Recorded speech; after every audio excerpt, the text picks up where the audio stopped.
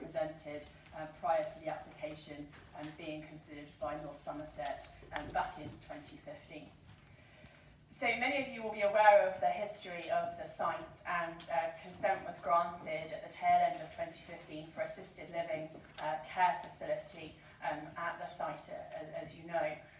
And obviously we then continued with building the work, and the application went in subsequently to increase the number of apartments from 118 to 126. As we head towards the final stages of the development, what we then do is enter into a marketing phase, and one of the things that we have discovered is that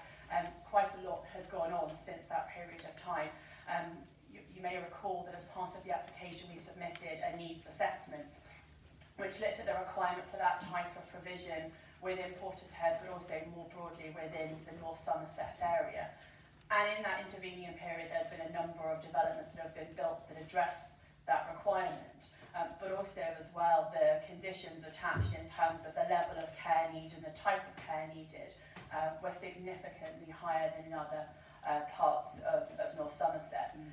So as a business, we've taken a decision, which, as you can imagine, is not an easy one to make when you've built a building, you've invested the money, that actually the application that we secured consent for, that we've built out,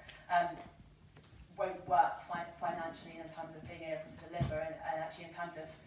sales would take a significantly long period of time. So we're here to provide you with an update in advance of submitting a planning application, and obviously there's then the statutory process that we would go through with you all in terms of the planning side of things, to explain that we will be submitting a new application, which is an unusual process when a building has been built, but to change the use class from C2, which is an assisted living scheme, so a care scheme, to C3, which is open market housing, removing the age restriction that was there. In addition, because of how that works, there would be one additional apartment that would be created as a result of that, because some of the requirements in terms of guest suites and staff and nursing accommodation would no longer be required as part of the development. Car parking would also increase from 96 spaces as is approved to 127, so that would be one per apartment. But what this means for you as a town and more broadly is, when we secured planning consent back in 2015, you'll recall that the community infrastructure levy wasn't in place, and equally because of the fact that it was a C2 scheme, it wouldn't have been eligible at the time. Because of the change of use that we would be putting in, this scheme would now be eligible for community infrastructure levy provision, and that would be somewhere in the order, we believe, although the officers would need to calculate, of 800,000 to 1.2 million, of which obviously the town gets the proportion of 15% based on the council's adopted policy. The next area obviously is, clearly as part of the previous development, there were a number of communal areas that were specifically focused to address the needs of an ageing population, and particularly those in receipt of or in need of care. One of those includes the restaurant, cafe area, the other of which predominantly was around the wellbeing spa area, particularly the hydrotherapy pool. So we would be interested in ideas from yourselves and from the wider community about what we could, how we could make use of that area, be it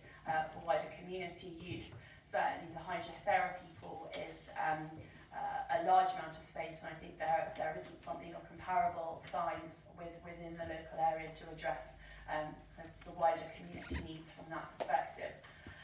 Aware of the fact that whilst a lot of you would have seen the building going up, you won't have seen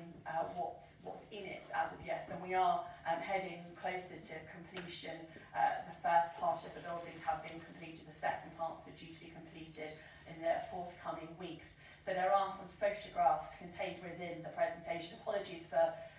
the not so good quality in terms of photocopying at the volume that I was. I had to shrink the resolution down quite somewhat. So would obviously welcome the opportunity for members of the Town Council to come and visit the development at a time that is appropriate. So turning through the photographs, obviously the first one that you can see is within the central courtyard area.